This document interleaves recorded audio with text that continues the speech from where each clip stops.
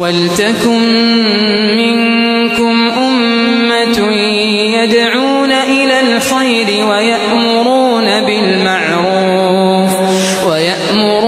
بالمعروف وينهون عن المنكر وأولئك هم المفلحون. الحمد لله والصلاة والسلام على رسول الله وعلى آله وصحبه ومن والاه، أما بعد.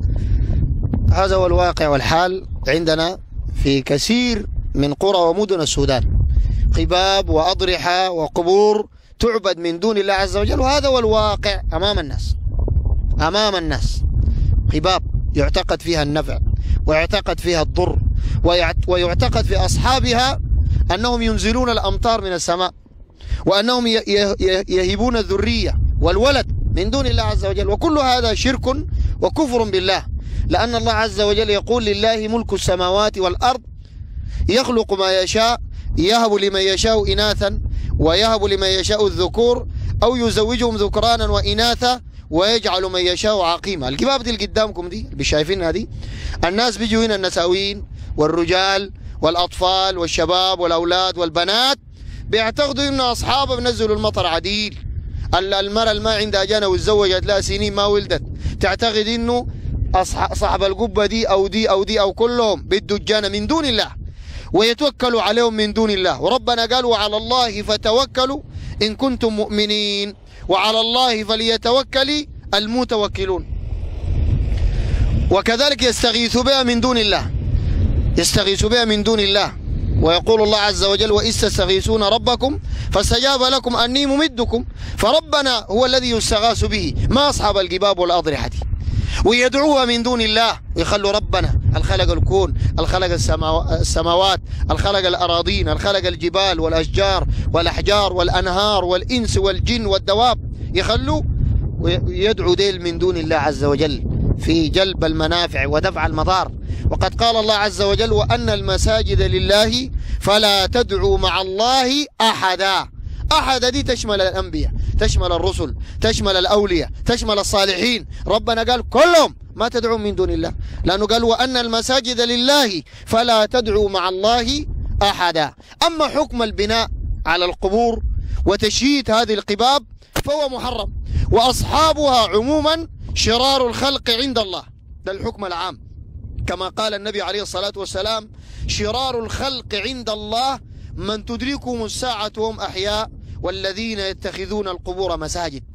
وأصحاب القباب والذين يشيدون القبور ملعونون، كما قال رسول الله صلى الله عليه وسلم: لعن الله زوارات القبور والمتخذين عليها، يعني على القبور، المساجد والسرج. والنبي عليه الصلاة والسلام يقول: لعنة الله على اليهود والنصارى. ليه؟ اتخذوا قبور أنبيائهم وصالحيهم مساجد.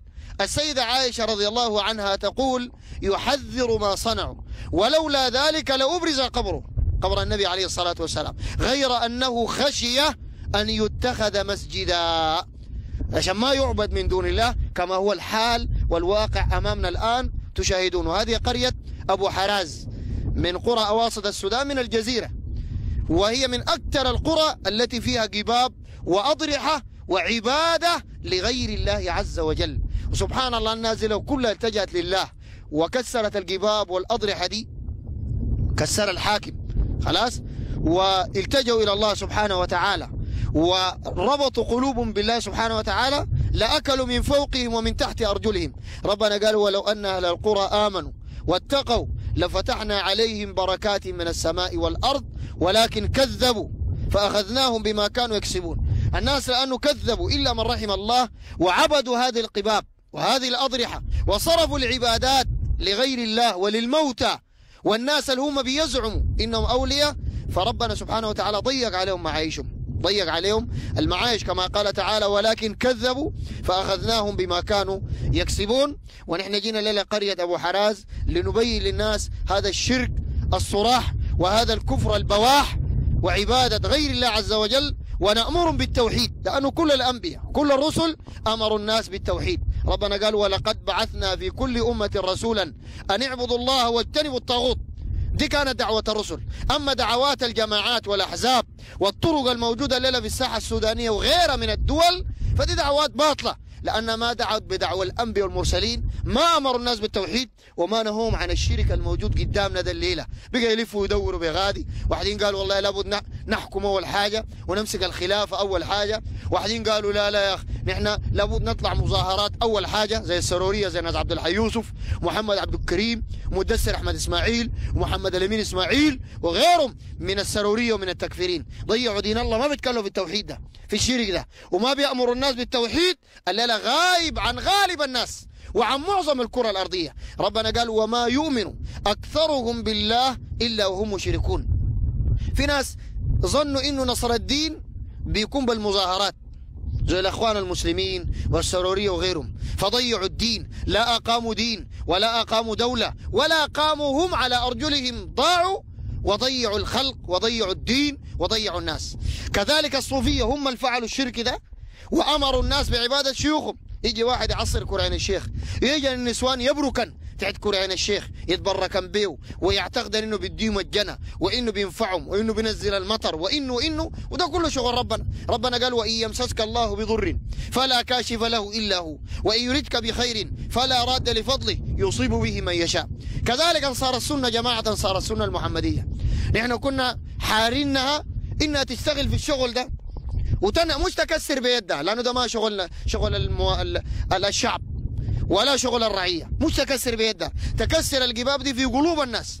لكن الليلة بقى يكرموا الصوفية كما كرموا شيخ الطريقة السمانية في المركز العام حق جماعة أنصار السنة المحمدية جناح إسماعيل عثمان، جناح أبو زيد طلع مطوية قالوا الصوفية مشايخنا مشايخ أفاضل والصوفية أحباب رسول الله. هل الناس اللي عاملين القباب دي ويعبدوا دون الله وده قدامكم انتم شايفينه، هل ده الأحباب رسول الله؟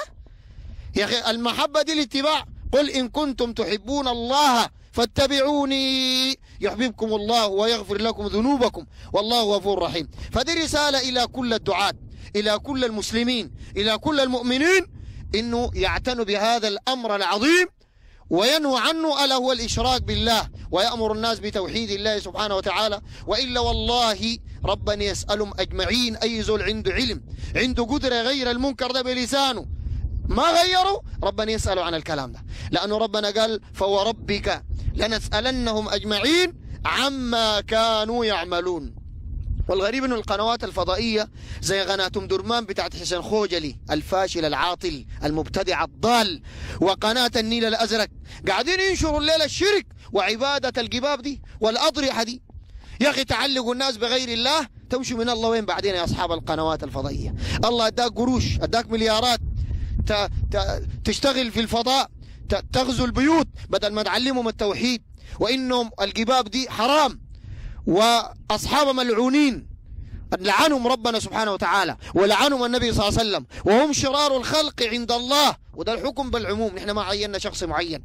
بدل ما يعلموا الناس الكلام ده، بدل ما يعلموهم الشرك بالله، يجي محمد المنتصر الإزيري الضال المضل المبتدع المنحرف ويجيب واحد اسمه الخنجر ولا بتاع يعلم الناس الكفر والشرك بالله. لكن ربنا يسألهم ونحن اللي علينا بنسويه إن شاء الله تعالى، لكن ربنا بيسألهم من الكلام ده كله.